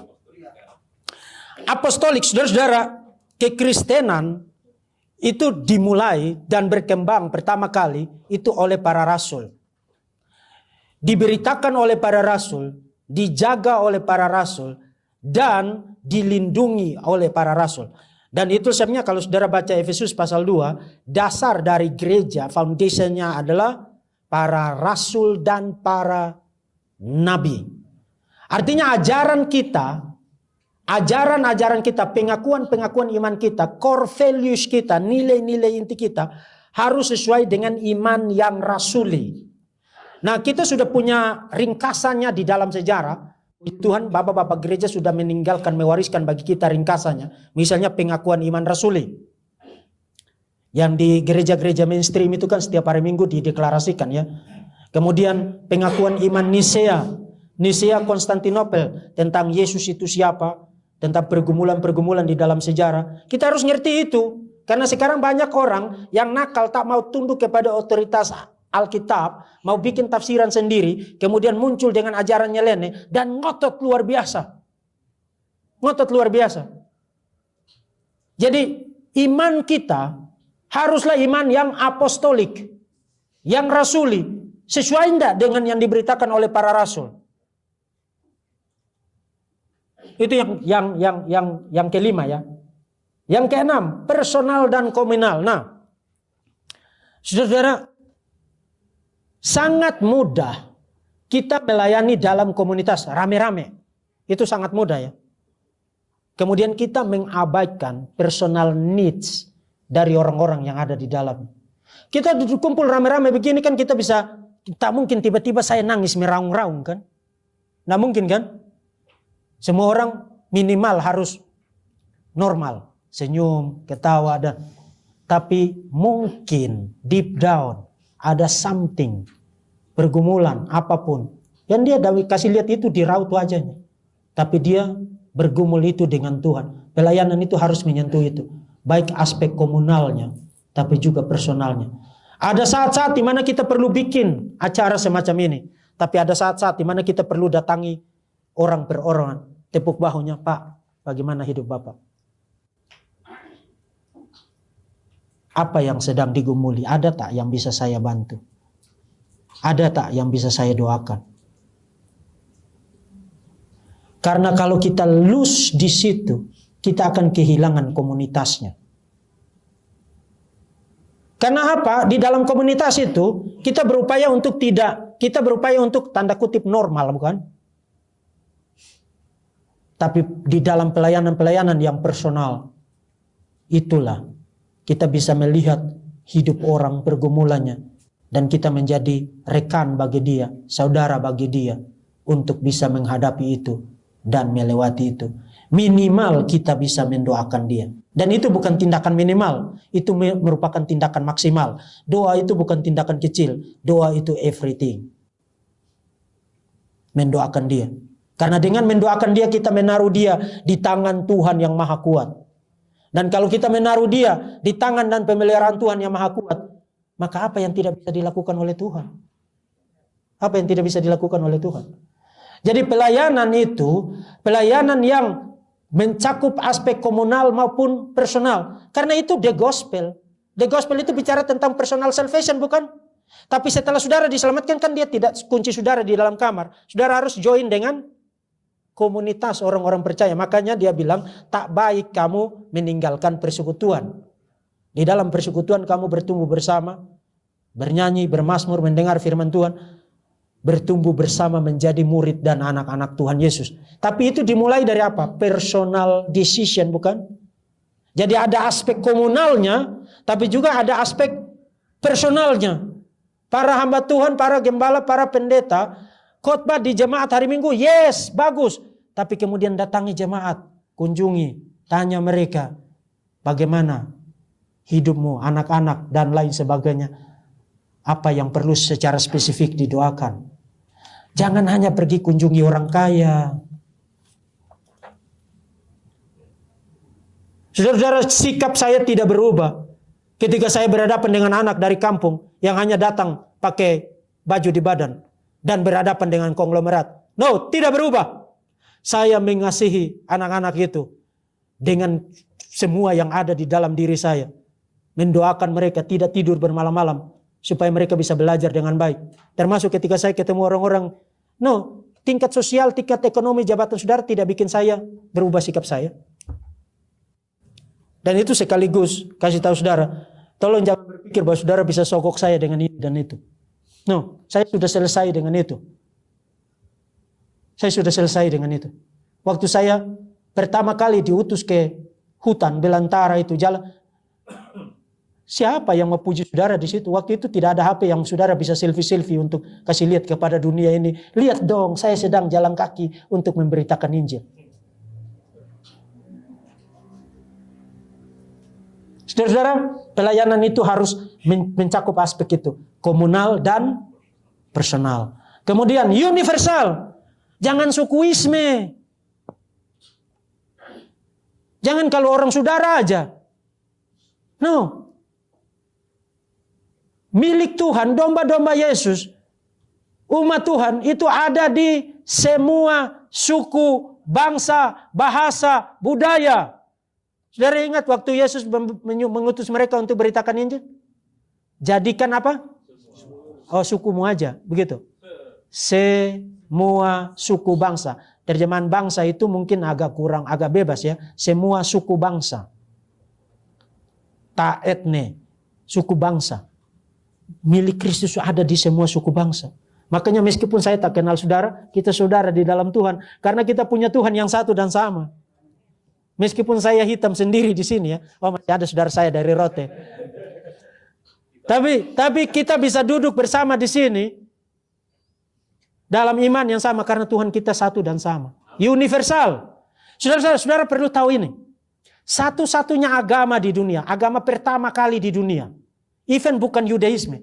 Yang memaklumatkan dirinya sebagai agama yang universal. Artinya tidak terikat dengan etnis, budaya, geografi. Itu Christianity. You check. Agama mana yang memaklumatkan ajarannya itu sebagai ajaran yang universal. Pertama kali di dalam sejarah. Christianity. Waktu kekristenan lahir, bukan Galatia pasal 3 ayat 8 ya. Di dalam Kristus tidak ada lagi perempuan, tidak ada lagi laki-laki. Nah bukan berarti kita transgender semua kan. Tapi distinction soal derajatnya lebih tinggi laki-laki. Itu tidak ada budak, tidak ada orang merdeka. Tidak ada tuan, tidak ada hamba. Tidak ada Yahudi, tidak ada non-Yahudi. Tidak ada bersunat, non yang tidak bersunat. Universal. Satu-satunya agama yang universal di dalam message-nya, di dalam perlakuannya, di dalam theological framework-nya, di dalam pemberitaannya, itu kekristenan. Nah memang ada agama sekarang yang ngaku-ngaku untuk semua, tapi saudara harus tahu bahasa tertentu dan pergi ke daerah tertentu supaya saudara jadi rohani. Kekristenan tidak mengharuskan saudara pergi ke Yerusalem kok. Don't worry tentang Yerusalem itu. Yerusalem tidak bikin kamu jadi rohani. Tidak usah, saya mau dibaptis di Yerusalem. Di Sungai Yordan. Seakan-akan kalau saudara dibaptis di situ, saudara langsung gantikan Tuhan di atas tahtanya. Setengah menit lagi. 1 menit lagi. Oke. Universal, eskatologis. Pelayanan kita harus, tadi saya katakan pelayanan harus berorientasi melihat ke belakang. Masa lampau bukan? Peristiwa 2000. Tapi itu bukan akhirnya di situ. Akhirnya di mana? Langit baru dan bumi baru. Orientasi kita harus futuristik, visioner. Pelayanan itu harus visioner, harus kreatif.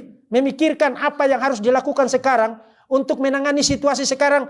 Untuk masa depan mempersiapkan orang untuk menjadi mempelai Kristus. Masuk langit baru dan bumi baru.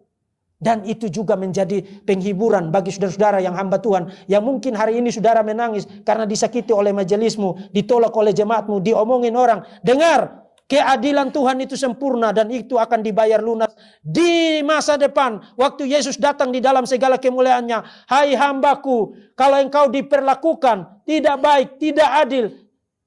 Engkau hidup sengsara dan miskin sekarang. Jangan tinggalkan Tuhan. Karena upahmu besar di surga. Kalau pelayanan mission care ini mengalami kesulitan sekarang, jangan putus asa. Ada banyak hamba Tuhan yang harus saudara tolong. Saya kasih tahu saudara, minta tambah 2 menit. Ada rekan saya, dan ini saudara harus dengar ini. Supaya hati saudara tergugah. Rekan saya, waktu saya di hutan, perempuan, minta maaf, datang bulan. dia harus pakai kertas karena tak mampu bahkan beli soft. Dengar ya kamu orang-orang kaya, kalau hatimu tidak tergerak untuk para hamba Tuhan semacam itu, Tuhan akan tuntut itu dari kamu. Kamu tidak perlu kasih dia banyak, 150 ribu, 200 ribu, itu cukup, enough buat dia hidup. Bayangkan seorang hamba Tuhan Yesus Kristus, apa yang akan Tuhan lakukan bagi saudara nanti. Ketika Matius 25 Yesus bilang, waktu aku telanjang, kamu memberi aku pakaian. Ketika aku lapar, kamu memberi aku makan. Ketika aku di dalam, itu tidak bicara tentang pelayanan sosial secara umum. Itu bicara tentang saudara-saudaraku, my brothers. Saudara-saudaraku, orang-orang percaya, apalagi para hambanya yang berdiri di atas mimbar, mengibarkan panji-panji Tuhan Yesus Kristus, dan bahkan beli softtek tidak mampu, dan kamu ketawa-ketawa sebagai hamba Tuhan, sebagai orang Kristen. Mission care. Hati Tuhan ada pada kamu, jalankan misi itu. Karena kamu menjadi berkat yang sangat besar bagi para hamba Tuhan pemberitaan Injil. Saya rasakan itu, makanya saya ngomong sekarang, saya tidak puji kamu supaya kamu senang dengan saya loh.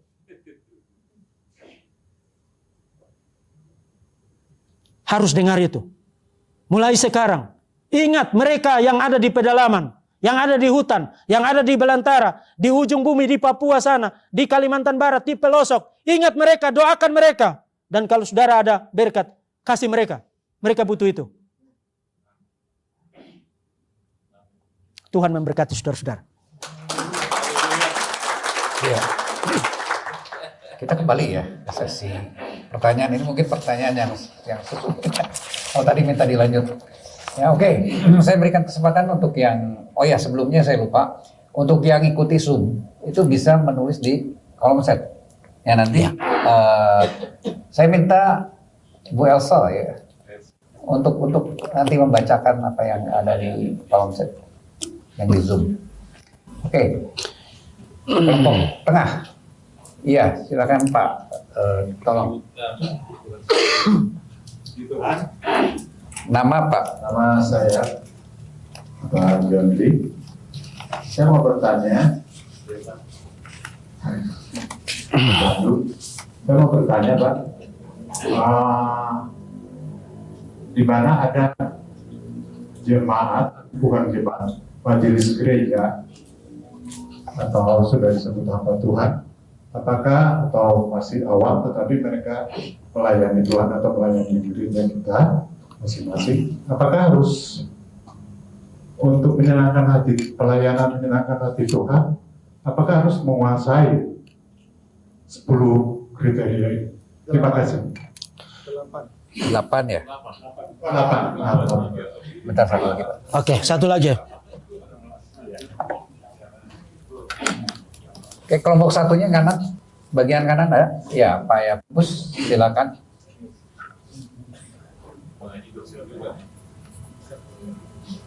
Terima kasih. Terima kasih Pak. Terima Ya. kasih untuk paparannya. Ada beberapa pertanyaan, mohon penjelasan Pak. Yang pertama, dia sangat mengkritik saya. Tadi Bapak katakan, apakah Tuhan butuh dilayani? Kalau yes, berarti memberhalakan Tuhan. Ini baru pertama kali saya dengar kita memberhalakan Tuhan. Saya tidak katakan memberhalakan Tuhan. Yang saya katakan adalah kalau saudara percaya begitu, yang saudara percaya itu berhala. Itu bukan Tuhan yang Sorry. Ya. Sorry. Itu yang saya tangkap Pak. Ya, ya. Ini sudah terjawab. Ya. Yang kedua, Tuhan tidak butuh dilayani. Ya. Tapi kalau kita melihat Alkitab, Tuhan mencari Ya. dan memanggil. Ya. Berarti dia butuh kan Pak? Tidak. Saya mencari seseorang, Ya. saya butuh dia. Karena Tuhan bukan manusia. Iya, itu kan pemikiran Pak. Itu Jadi- pemikiran. Oke. Kalau seseorang mencari, pasti dia butuh. Apalagi kalau dia panggil, pasti dia butuh. Tuhan itu adalah Bapa kita. Kita adalah anak-anaknya. Kita dipanggil, kita dipilih. Memang banyak dipanggil, tapi sedikit yang dipilih. Mohon penjelasan Pak. Ya. Terus yang terakhir, apakah menyenangkan Tuhan harus memenuhi 8 kriteria itu Ya. yang Bapak katakan? Ya. Ataukah 1, 2, 3 Itu cukup atau harus seluruhnya dilakukan baru kita bisa menyenangkan Tuhan? Terima kasih Pak. Ya. Silakan Pak, yang pertama dulu mungkin atau Ya, saya jawab yang terakhir dulu dari Bapak itu. Tidak, Tuhan tidak butuh kita. Tuhan tidak butuh kita karena keseluruhan ajaran Alkitab mengatakan kalau Tuhan mencari kita, kemudian menyelamatkan kita dan memberi kita kehormatan untuk melayani Dia, itu bukan karena ada sesuatu yang kurang di dalam diri Tuhan atau ada sesuatu yang lek, seakan-akan kalau tanpa kita Dia tidak bisa lakukan itu. Tapi karena anugerahnya. Karena anugerah. Jadi kita dipakai oleh Tuhan. Itu bukan karena Tuhan yang butuh kita, tapi kita yang butuh Tuhan. Jadi kesempatan untuk melayani, terlibat di dalam pelayanan, ambil bagian dalam apapun, itu merupakan kesempatan dari Tuhan untuk kita hidup bersyukur kepada Tuhan melalui tanggung jawab pelayanan yang Tuhan berikan bagi kita. Jadi jangan pernah berangkat dari paradigma itu, jangan. Kalau saudara berangkat dari paradigma itu, tidak peduli apapun yang saudara lakukan, sudah berapa miliar, triliun yang saudara habiskan, itu for nothing. Karena itu salah. Kekristenan itu bukan agama doing. Tidak dimulai dengan doing, tapi dimulai dengan grace, anugerah. Itu sebenarnya kita tidak bisa membeli, tidak bisa menyogok, tidak bisa membujuk Tuhan dengan sesuatu yang kita lakukan. No, itu makanya tadi saya katakan itulah yang membedakan kekristenan dengan agama-agama pagan. Semua agama di dunia ini di luar kekristenan percaya bahwa kita harus lakukan sesuatu untuk mendapatkan anugerah Tuhan, mendapatkan hatinya Tuhan, mendapatkan berkat Tuhan. Jadi misalnya agama-agama Yunani Romawi ya. Kalau saudara mau kalau saudara mau jago mabok misalnya, itu mereka percaya ada dewa maboknya. Saudara mau jago mabok misalnya, saudara bawa persembahan kemudian kepada dewa yang berurusan dengan anggur itu, kemudian nanti saudara percaya karena persembahan saudara cukup baik, maka dia akan kasih saudara kemampuan untuk minum berkumbang-kumbang. Kalau saudara mau jago melaut, saudara berikan persembahan kepada dewa Poseidon, makanya ada film Poseidon itu kan, dewa laut. Kalau saudara mau jago ngomong, saudara berikan persembahan kepada dewa Hermes. Dan seterusnya. Jadi setiap area dari hidup ini ada dewanya masing-masing, bergantung saudara mau apa. Itu moral performance, itu spiritual performance. Kekristenan menolak itu. Kekristenan dimulai dari anugerah. Sebenarnya saya ada satu poin terakhir, gospel narrative life, yang nanti saya akan, nanti sebelum selesai, kasih saya 1 menit, 2 menit untuk saya. Karena itu sangat penting sekali, tentang gospel narrative life itu. Jadi saya harap itu tadi saya sudah jawab itu. Jadi jangan mulai dengan paradigma bahwa Tuhan butuh saudara. Pencipta alam semesta, pemilik segala sesuatu, yang bahkan hanya dengan berfirman segala sesuatu ada dan dia butuh saudara. Itu even make sense buat saudara untuk mikir begitu? Coba pikir baik-baik. Coba pikir baik-baik. Hanya dengan berfirman segala sesuatu jadi. Dan Tuhan seperti itu butuh saudara. Ya. Kalau Bapak pakai bertitik tolak dari kejadian tadi, Ya. berarti ketika Tuhan menciptakan hari pertama sampai hari kelima, lalu Tuhan menciptakan manusia, seolah-olah Tuhan membutuhkan manusia untuk ngurus itu. Oh enggak. Itu urutan itu, Semuanya. urutan itu lebih kepada order. Ini, Pak. Marilah kita menciptakan manusia untuk berkuasa. Ya. Berarti itu berbicara manusia, Allah membutuhkan manusia untuk dia berkuasa memelihara isi bumi. Bisa enggak begini? Dari segi, katakanlah saya, bisa atau Bapak punya properti yang perlu diurus. Bapak tak sempat urus. Kemudian sewa orang untuk urus. Itu karena Bapak butuh orang itu. Ya kan? Bapak butuh orang itu. Nah, kalau kita memahami Tuhan dengan analogi semacam itu itu completely salah karena pertama for start saja kita sudah bikin false analogy dengan memparalelkan Tuhan dengan kita yang terbatas. Kenapa kita butuh orang lain? Karena kita terbatas, kita dibatasi oleh waktu, ruang, tenaga, resources dan lain sebagainya. Itu sebabnya kita butuh, begitu kita melibatkan orang lain untuk terlibat dalam urusan-urusan kita, dalam hidup kita, itu mengasumsikan kita lack something, kita kurang sesuatu. Tapi Tuhan yang diajarkan Alkitab itu adalah Tuhan yang completely sempurna. Yang cukup pada dirinya sendiri. Yang self-sufficient. Yang ada pada dirinya sendiri, yang tidak diadakan. Artinya waktu dia menciptakan manusia, kita sudah pada langkah pertama saja kita sudah harus buang paradigma bahwa oh ini karena dia butuh manusia. Tapi karena ada alasan yang lain. Karena ada alasan yang lain. Nah, penciptaan manusia pada hari yang ke-6 itu sebenarnya lebih kepada tatanan penciptaan yang sangat make sense ya, karena kalau manusia diciptakan pada hari pertama, dia mau live di mana? Jadi kalau saudara baca Kejadian pasal 1, pasal 2, kemudian saudara lihat 6 hari penciptaan itu 3 hari pertama itu semacam formnya, semacam wadahnya. Lalu 3 hari berikutnya adalah feel-nya. Jadi setelah Tuhan memisahkan daratan dari lautan, baru dia isi dengan apa?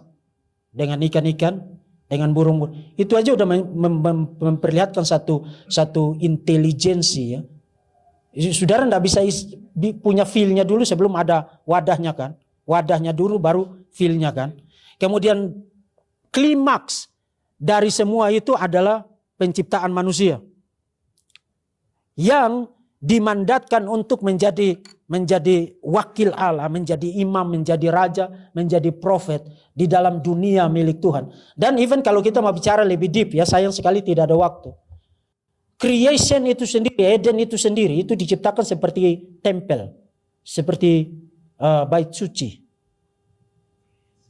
Tempat di mana Adam dan Hawa ditempatkan sebagai priest ya, sebagai imam yang menyembah Tuhan dan membawa seluruh creation ini sebagai penyembahan kepada Tuhan.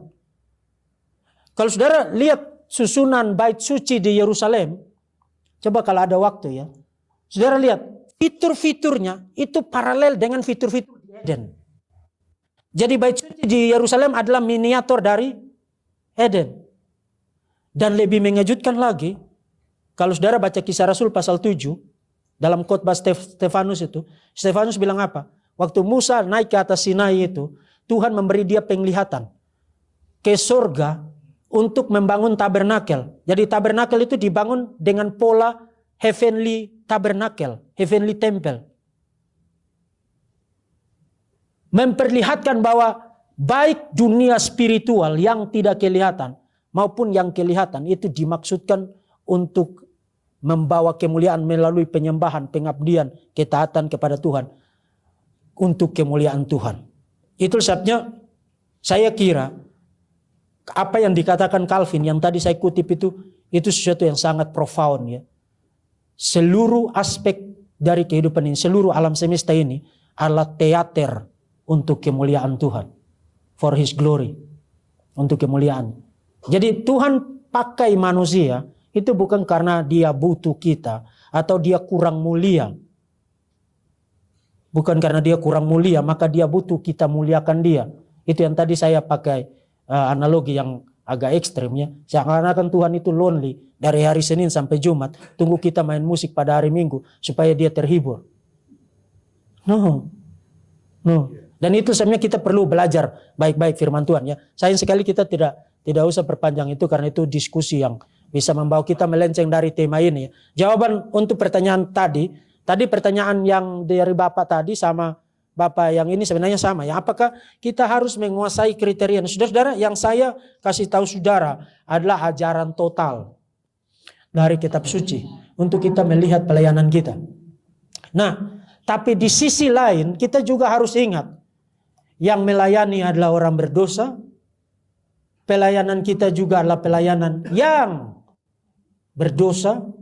Dan dikerjakan juga adalah oleh orang-orang yang berdosa. Nah, waktu saya bilang begitu, apa yang ada di dalam benak saudara? Kelemahan, kelemahan, kekurangan, kelemahan, kekurangan, kelemahan, kekurangan. Tapi bukan berarti kita tidak perlu tahu yang idealnya dong. Supaya kita berkaca dari situ, bercermin dari situ. Sehingga apa yang kita bisa perbaiki, kita perbaiki. Apa yang kita bisa benahi, kita benahi. Oke, bagian ini kayaknya ini tidak sesuai dengan firman Tuhan. Ya, ini orientasinya kok bukan untuk menolong orang, bukan untuk membangun orang, tapi kok untuk self image ya. Oke. Berarti kita ada koreksi di situ kan? Kalau bicara harus, ya harus. Tapi apakah itu di dalam dunia ini akan, saya kira tidaklah. Kita juga tidak boleh terlalu optimistik. Sehingga begitu kita bicara begini, maka begitu ini tidak terlihat, maka ini pelayanan itu tidak ada gunanya. Tidak juga. Tapi kan kita perlu panduan. Kita perlu peta. Kita perlu arah. Kita perlu patokan. Kriteria, dasar. Untuk kita selalu mengevaluasi pelayanan kita. Mengevaluasi apa yang kita lakukan. Dan yang kita kerjakan di dalam pelayanan. Ya, semuanya harus kita kuasai. Semuanya harus kita jadikan sebagai kriteria. Even ini belum lengkap loh ini. Karena Alkitab itu kan isinya 66 kitab. Kita bisa duduk bertahun-tahun hanya untuk bahas itu kan. Tapi saya kira ini adalah kerangka besarnya. Kalau saudara menjalankan pelayanan saudara dengan berorientasi pada prinsip-prinsip fundamental ini, saya kira pelayanan saudara menyenangkan Tuhan. Relatively ya, kita tidak benar-benar bisa karena kita orang berdosa. Nanti di dalam surga, kalau kita sudah disempurnakan, mengalami definitive sanctification, pengudusan definitif pada waktu parusia, Yesus datang kedua kali atau pada waktu kita mati. Nah, baru kita hidup di dalam kesempurnaan ya, tapi bukan kesempurnaan seperti kesempurnaan Tuhan juga. Kita tidak akan menjadi maha tahu di surga. Karena maha tahu itu hanya punya Tuhan. Kita tidak menjadi maha kuasa di surga juga. Kita tidak menjadi maha hadir di surga juga. Nah, kita belum tahu persis bagaimana nanti. Tapi yang kita tahu adalah Alkitab menggunakan kata-kata negatif ya. Tidak ada lagi air mata. Tidak ada lagi kesusahan. Tidak ada lagi penderitaan. Tidak ada lagi keluhan. Karena memang tidak ada kata positif yang secara total bisa merangkum kekayaan, keindahan, the beauty dari langit baru, bumi baru yang dijanjikan Tuhan bagi kita. Itu sebabnya dia pakai via negativa. Dengan kata negatif. Kalau sekarang kamu menangis, nanti di sana tidak ada lagi tangisan. Kalau sekarang kamu mengalami sakit penyakit, tak sembuh-sembuh, udah berobat, tak sembuh, di sana tidak ada lagi sakit penyakit. Kalau sekarang kamu mengalami ketidakadilan, di sana tidak ada lagi ketidakadilan. Jadi via negativa. Jadi waktu saya bilang pelayanan yang trinitarian, itu berarti pelayanan yang bersifat trinitarian dalam arti didasarkan atas pengakuan akan Allah Tritunggal dan didrive oleh kesadaran bahwa pelayanan ini milik Allah Tritunggal dan berpusat pada Allah Tritunggal. Karya Bapa, karya Anak dan Roh Kudus di dalam satu kesatuan di dalam pelayanan. Jadi saya kira itu cukup ya. Oke, sayang sekali ya waktunya terbatas. Jadi mungkin ada satu hal yang mau dibahas lagi ya. Ya. 5 menit cukup Pak ya? Cukup. Oke, silakan. Kasih kesempatan, masih ada yang bertanya nggak? Paling kita hanya nunda makan siang aja kan. Masih ada yang bertanya nggak? Coba. Atau ini dulu deh. Ya. 1, 2 boleh? Sudah lapar belum? Dibahas dulu yang ini Pak. Oke, saya ini dulu ya. Gospel Narrative Life. Saudara, ini sangat penting. Kalau saudara berangkat dari spiritual performance life, saudara akan bilang begini pada diri saudara, oke, saya baik, saya nice, saya cukup etis, saya cukup cute, saya cukup punya resources, saya cukup punya dana untuk mengerjakan pekerjaan Tuhan ini. Kalau saudara berangkat dari paradigma itu, in the end, pada akhirnya, saudara akan menganggap rendah orang lain karena mereka tidak sama dengan saya. Mereka tidak cukup nice seperti saya. Mereka tidak cukup baik seperti saya. Mereka tidak cukup bermoral seperti saya. Mereka tidak cukup punya duit seperti saya. Tidak cukup punya power seperti saya. Itu spiritual performance life. Dan itu akan destroy saudara. Itu betul-betul poison, meracuni hidup saudara. Sebaliknya, kalau saudara berangkat dari gospel narrative life, apa itu gospel? Yesus mati untuk saya. Saya ini siapa? Saya orang berdosa, saya hina, saya tak layak, saya layaknya masuk neraka. Yesus mati bagi saya. Jadi kalau saya hari ini dikasih kesempatan oleh Tuhan untuk jadi pendeta, jadi diaken, jadi penatua, jadi aser, jadi tukang nyiapin LCD dan lain sebagainya. Itu karena anugerah, bukan karena saya cukup baik, mempesona Tuhan. Tuhan terpesona lihat saya, kemudian saya cute di mata Tuhan. Lalu, kayaknya kamu menarik deh, saya pakai kamu aja. No, waktu kita berangkat dari gospel narrative life, kita tidak ada alasan untuk merendahkan orang lain, merendahkan pelayanan orang lain. Seakan-akan pelayanan kita jauh lebih penting, jabatan kita itu membuat kita jauh lebih istimewa. Tidak ada. Karena apa? Faktanya I am a sinner, saved by grace alone. Faktanya lah saya orang berdosa, yang diselamatkan hanya karena anugerah Allah. Nah kalau saya orang berdosa, maka mungkin tetangga saya yang Hindu, hidupnya bisa lebih baik dari saya loh. Karena apa yang bikin saya lebih hebat dari dia? Nothing. Tetangga saya yang ateis, mungkin dia bisa good husband, lebih baik dari saya, better. Good father. Bisa provider yang jauh lebih excellent dari saya. Karena bukan itu lagi ukurannya, bukan karena dia atau saya siap, tapi anugerah Allah. Jadi apa yang saya dapat, apa yang saya alami, apa yang saya jabat, apa yang saya lakukan, itu karena anugerah. Saudara-saudara, kalau saudara lupa banyak hal dalam seminar ini, tolong jangan lupa ini. Saudara orang berdosa. Even napas yang saudara tarik di detik ini sekarang, kalau Tuhan tarik sekarang, kamu tidak bisa lakukan apa-apa. Dan kalau saudara berangkat dari situ, I am a sinner, saved by grace alone, justified by faith alone, in Christ alone, for the glory of Christ, for the glory of the triune God. You tidak ada alasan untuk merendahkan orang lain, pongah dan lain sebagainya. Itu gospel narrative life. Dan itu juga yang harus menjadi gospel narrative ministry. Berangkat dari anugerah Allah, kedaulatan Allah, kekuasaan Allah, kebesaran Allah. Dan melihat kepada diri sendiri, ketidaklayakan, kecelakaan diri sendiri, kebangkrutan spiritual, kebangkrutan moral diri sendiri. Melihat hanya kepada Kristus, hanya Kristus sendiri. Pada salib yang kasar itu, seluruh harapanku kutaruh. Dan pada kakinya aku bertelut. Amin. Oke, sebenarnya waktunya sudah pukul 12:02 ya. Kalau dari Zoom nggak ada lagi ya, cuma satu ya. Oke, saya beri kesempatan lagi mungkin. Ya, boleh. Ada 1-2 orang di sini yang masih mau. Ada, silakan. Sebelah kiri saya. Ada. Oh ada, sebelah kanan. Ya. Iya, terima kasih Pendeta Cahaya Saragi, mantan dosen. Mantan. Ya, mantan dosen. Sekarang udah nggak dosen lagi. Setiap disampaikan dan mention Medan. Jadi mantan ketua umum PGI wilayah Jawa Barat dan yang lain-lain. Tapi yang saya menarik pada hari ini, pertama-tama 8 golden rule yang disampaikan tadi itu menarik bagi kita. Walaupun ini dalam kurikulum STP, karena kita ini hamba-hamba Tuhan, ini sudah kita pelajari. Iya. Jadi nomor 1 sampai 8 itu adalah dalam kurikulum STP, itu sudah kita pelajari mendalam.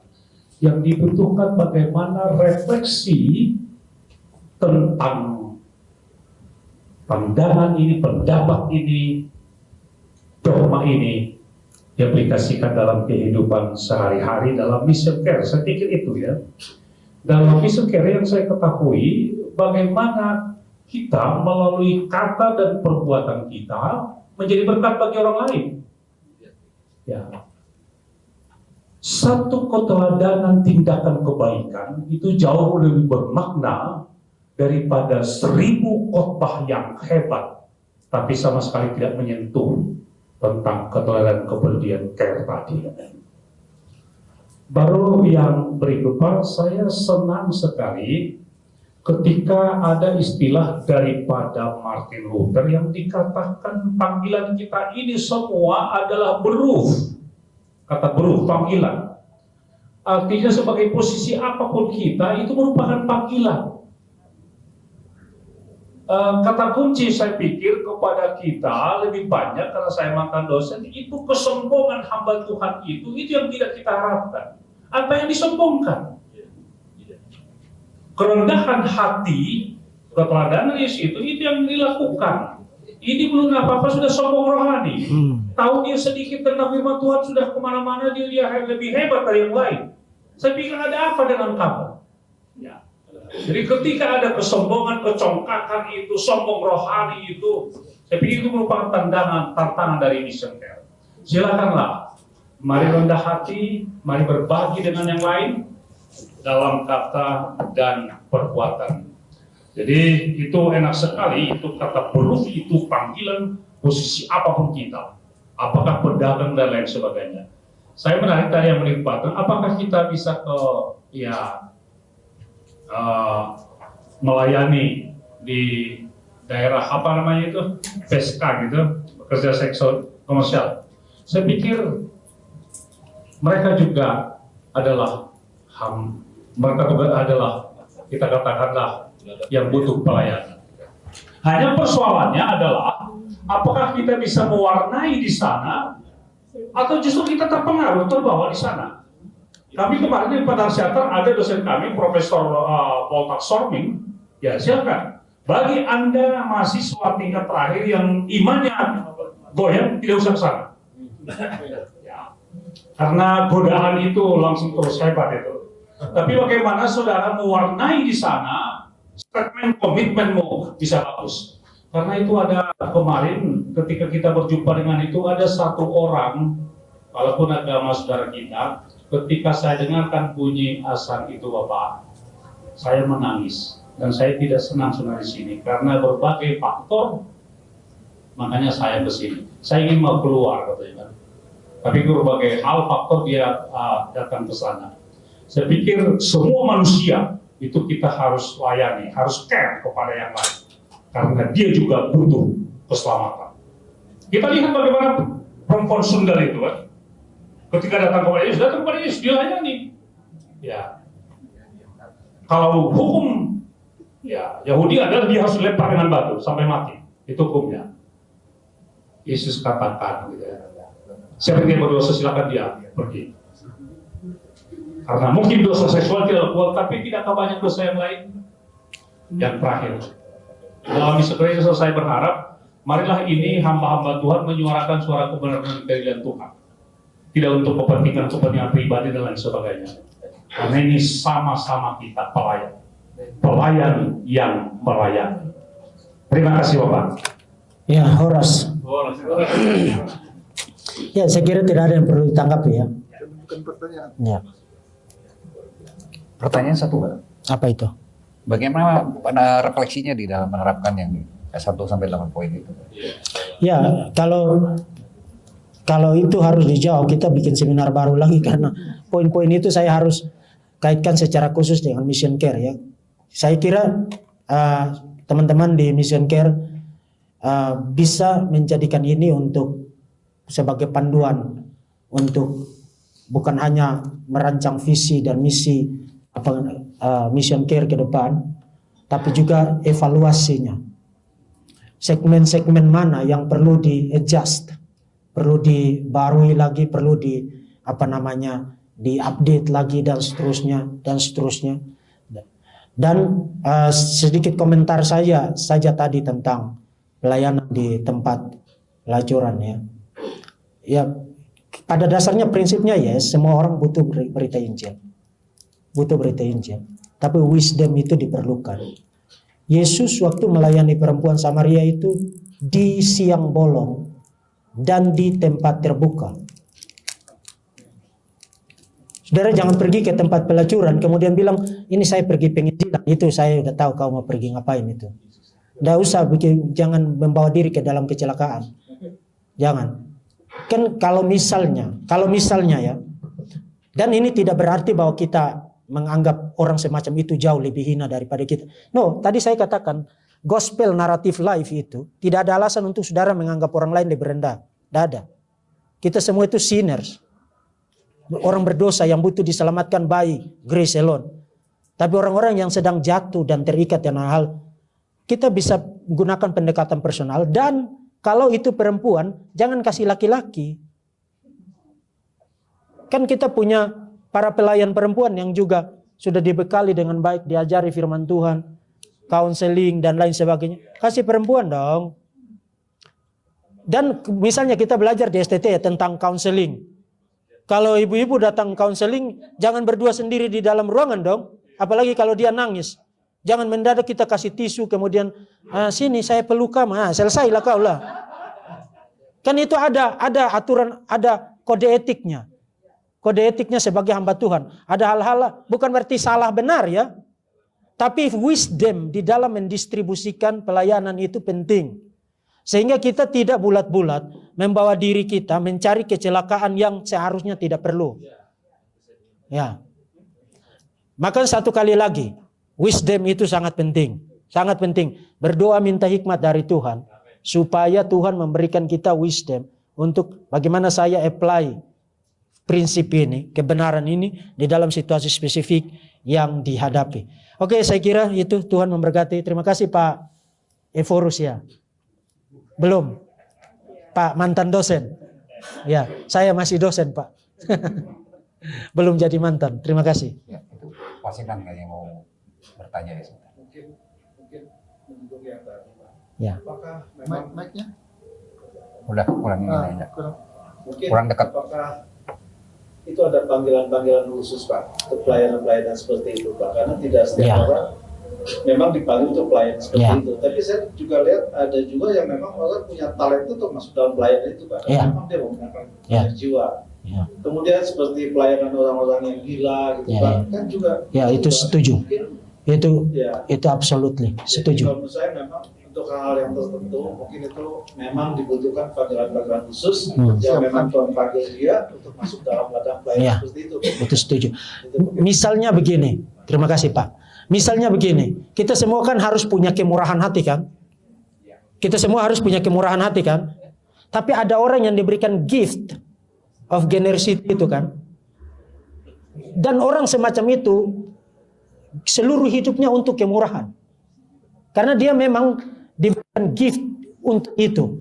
Jadi in general secara umum kita semua kan harus mengasihi, harus sabar, harus murah hati dan lain sebagainya kan. Itu bagian dari kebajikan-kebajikan Kristen. Etika Kristen kan. Buah roh dan lain. Tapi ada orang-orang yang diberikan gift di situ dalam arti dia punya intensity dan capacity yang jauh lebih daripada kita in general. Kita secara umum. Nah, dalam kaitan dengan itu yes. Betul. Harus ada orang yang Tuhan panggil untuk memberi dirinya, memberi perhatian dan dipersiapkan terlebih dahulu dong. Untuk bagaimana berhadapan dengan misalnya melayani orang gila. Saya punya kenalan misalnya di Bekasi ya, dia punya tempat penampungan hanya khusus untuk orang-orang yang gila. Saya kira kalau saya menangani itu 1 minggu kemudian saya udah stres kali ya. Saya udah bisa stroke saya. Tapi orang itu bertahun-tahun melayani itu. Mereka duduk di tanah, dia duduk di tanah. Mereka ada lompat ke dalam kolam ikan, dia lompat ke dalam kolam ikan. Tak pakai celana dia pergi tolong bawa mereka. Aduh, bukan berarti kita kurang mengasihi kan, tapi kita tidak dipanggil di situ. Jadi kalau kita menempatkan orang yang salah di tempat yang seperti itu dia akan merusak ketimbang menolong ya. Jadi saya kira itu yang bisa saya bisa komentari ya. Terima kasih Pak. Oke, sebagai penutup mungkin saya akan tarik beberapa poinnya. Pertama, pelayanan yang menyenangkan hati Tuhan berawal dari kita tidak menganggap bahwa Tuhan itu butuh kita, tetapi Tuhan itu memang senang untuk dilayani, ya, tapi tidak butuh kita. Dan kemudian dasarnya adalah harus Injil yang merupakan kabar baik yang harus diberitakan kemanapun, dimanapun, dan dalam bidang apapun. Ya, tidak dibedakan antara yang spiritual atau yang sekuler. Kemudian yang paling penting ada 8 ciri yang harus kita bisa lakukan ya untuk satu pelayanan yang menyenangkan hati Tuhan. Saya rasa cukup. Ya, terima kasih kembali saya ucapkan kepada Pak Deki ya yang sudah memaparkan itu banyak yang membuat kita